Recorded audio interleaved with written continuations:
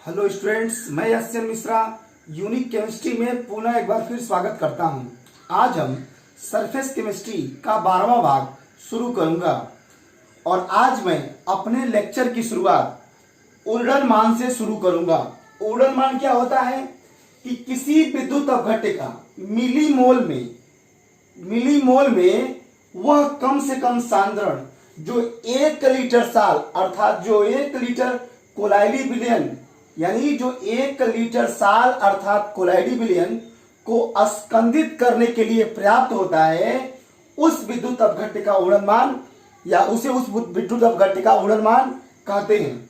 देखिए, जिस विद्युत अपघट्य का उड़न मान जितना ही कम होगा, ठीक, उसकी अस्कंदन क्षमता उतनी ही अधिक होती है। यानी जिस विद्युत अपघट्य का उड़न जो मान होता है जितना कम से कम होगा, ठीक, उसका या उसकी अस्कंदन की जो क्षमता होती है उस विद्युत अपघट्य की उतनी ही अधिक होती है। ठीक, अब हमारा अगला टॉपिक है रक्षी कोलाइड या कोलाइडों का रक्षण। यह एक बहुत ही इंपॉर्टेंट टॉपिक है। रक्षी कोलाइड क्या होता है कि जब किसी द्रव विरोधी साल में या जब किसी द्रव विरोधी कोलाइडी में या कोलाइडी विलयन में द्रव स्नेही कोलाइड या साल को मिला दें तो वह किसी भी विद्युत अपघट्य के द्वारा आसानी पूर्वक अस्कंदित नहीं होता है। ठीक, जैसे गोल्ड साल क्या है? एक द्रव विरोधी साल है या कोलाइडी विलयन। तो इस द्रव विरोधी साल में हम अल्प मात्रा में जिलेटिन क्या है? एक द्रव स्नेही साल है, ठीक, मिला दें तो जो गोल्ड साल क्या है? द्रव विरोधी साल है, वह किसी भी विद्युत अपघट्य के द्वारा आसानी पूर्वक अस्कंदित नहीं होता है। ठीक, अर्थात द्रव स्नेही कोलाइड की उपस्थिति में द्रव विरोधी कोलाइड का विद्युत अपघट्य के द्वारा भी अस्कंदन नहीं होना रक्षण कहलाता है। क्लियर है? और जो कोलाइड किसी दूसरे कोलाइड की अस्कंदन होने से रक्षा करता है उसे हम रक्षी कोलाइड कहते हैं, और जिस कोलाइड का रक्षण होता है उसे हम रक्षित कोलाइड कहते हैं। क्लियर है? यदि जिस कोलाइड का अस्कंदन होने से रक्षा होगा, रक्षण मतलब रक्षा होता है, उसे हम रक्षित कोलाइड कहते हैं। आज जो रक्षा करता है उसी को हम क्या बोलते हैं? रक्षी कोलाइड कहते हैं। तो जो गोल्ड साल है, इसी का अस्कंदन होने से रक्षा कौन कर रहा है? जिलेटिन कर रहा है। तो जिलेटिन क्या कहलाएगा? रक्षी कोलाइड कहलाएगा। और किसकी रक्षा हो रही है स्कंदन से? किसकी? गोल्ड साल की। तो गोल्ड साल को हम क्या बोलेंगे? रक्षित कोलाइड कहते हैं।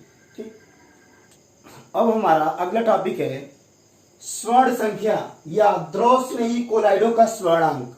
ठीक, देखिए, जो द्रव स्नेही जो कोलाइड होता है उसकी रक्षित क्रिया को व्यक्त करने के लिए हम स्वर्ण संख्या का प्रयोग करते हैं। अर्थात द्रव स्नेही कोलाइडों की रक्षी क्रिया को स्वर्ण संख्या द्वारा व्यक्त करते हैं। इसकी परिभाषा क्या है कि किसी रक्षी कोलाइड अर्थात द्रव स्नेही कोलाइड की मिलीग्राम में वह मात्रा, ठीक, जो 10 ml गोल्ड साल को NaCl के 10% के 1 ml विलयन द्वारा संभावित अस्कंदन को रोकती है, उसे हम क्या कहते हैं? स्वर्ण संख्या कहते हैं। कुछ इसके एग्जाम्पल है, एक रक्षी कोलाइड है, दूसरा स्वर्णांक। रक्षी कोलाइड में क्या है? जिलेटिन, जो रक्षी कोलाइड के रूप में कार्य करेगा। इसकी स्वर्ण संख्या होती है 0.005 से 0.0158 तक होती है। ठीक, दूसरा है हीमोग्लोबिन, जिसकी स्वर्ण संख्या होती है 0.03 से 0.07 तक। ठीक, अगला है एल्ब्यूमिन। एल्ब्यूमिन अंडे में होता है। तो अंडे के एल्ब्यूमिन का स्वर्ण संख्या कितना होता है? 0.10 से 0.20 तक। ठीक, और जो गोद होता है इसकी स्वर्ण संख्या 0.15 से 0.25 तक। और लास्ट है स्टार्च, और स्टार्च की जो स्वर्ण संख्या होती है वह 25 होती है। अब हमारा अगला टॉपिक है संगुणित कोलाइड। संगुणित कोलाइड क्या होता है कि वह पदार्थ जिनके अणु विलायक के अंदर घुलकर या विलायक के अंदर स्वतः संगुणित होकर के कोलाइडी आकार के बन जाते हैं, उसे हम संगुणित कोलाइड कहते हैं। अर्थात कि ऐसे पदार्थ जिनके अणु किसी विलायक के अंदर स्वतः ही संगुणित मतलब जुड़ करके कोलाइडी कणों के आकार के हो जाते हैं, उसे ही हम संगुणित कोलाइड कहते हैं।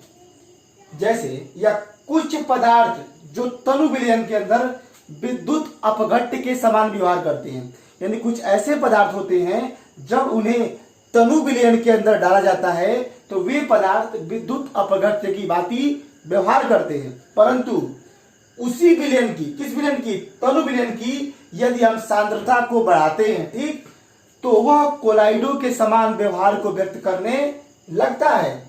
अर्थात सांद्रण बढ़ाने पर उसके आयनों से मिलकर बना पुंजित कण माइसेल या मिसेल सहचारी कोलाइड कहलाता है। अब हमारा अगला टॉपिक है मिसेल या माइसेल की क्रियाविधि। ठीक, तो साबुन को हम क्या बोलते हैं, सोडियम स्ट्रेट बोलते हैं। तो जो साबुन होता है इससे मिसेल का निर्माण किस प्रकार से होता है। देखिए, सोडियम स्ट्रेट मतलब साबुन के अणु को जब हम जल में मिलाते हैं तो जो साबुन का जो अणु होता है वह टूट करके आयनित हो जाता है। ठीक, देखिए साबुन का सूत्र होता है C17H35COO यानी COO पे माइनस रहेगा और Na पे क्या होता है प्लस। जब इसको जल में डालेंगे तो टूटेगा, किसमें, C17H35COO minus plus Na plus में टूटेगा। ठीक, अब देखिए अतः प्राप्त ऋणायन की संरचना निम्न प्रकार से होगी। जो ऋणायन कौन है, यही ना, मतलब यह पॉजिटिव है और ये क्या है, निगेटिव है। तो जो हमें ऋणायन प्राप्त हुआ है उसकी संरचना कैसी होगी, इस प्रकार होगी। देखिए C कितना है, 17। देखिए यहाँ पे मैं CH3 और ब्रैकेट में CH2 का होल 16 कर दिए हैं, तो यहाँ पे 16 और एक कार्बन कितना हो जाएगा, 17। तो C कितना हो गया, C कितना हुआ, C 17 और H कितना हुआ, 35। 16 दूना के 32 और 32 3 35। तो C 17 H 35 और उसके बाद देखिए C डबल बॉन्ड हो फिर सिंगल बॉन्ड हो। देखिए इसमें जो C 17 और H जो 35 होता है उसको हम हाइड्रोकार्बन वाला भाग कहते हैं। कौन सा भाग है वो, हाइड्रोकार्बन वाला भाग है जो जल विरोधी होता है। जल विरोधी का मतलब कि जो जल के संपर्क में आने पर आसानी के साथ विलयन कोलाइडी विलयन नहीं बनाता है। तो जो C17H35 वाला इधर का भाग है इसको हम हाइड्रोजन या हाइड्रोकार्बन भाग कहते हैं, और जो क्या होता है, जल विरोधी होता है। जबकि COO वाला जो भाग है यह ध्रुवीय भाग होता है जिसे हम जल स्नेही भाग कहते हैं। अब नीचे देखिए कि हाइड्रोकार्बन भाग क्या होता है, C17H35 जिसे हम पुक्ष कहते हैं, टेल। ठीक, तथा जो ध्रुवीय भाग कौन है, COO है। यह जो ध्रुवीय भाग है इसको हम सिर कहते हैं, मतलब हेड कहते हैं।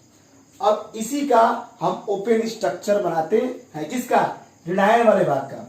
तो यहां देखिए CH3 CH2 यानी CH3 एक बार और CH2 कितनी बार, 16 बार। यहां से यहां तक काउंट करेंगे तो यह CH3 एक बार और CH2 कितना बार हुआ, 16 बार।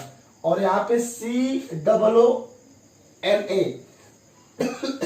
इधर देखिए जो यहां से यहां तक का भाग है,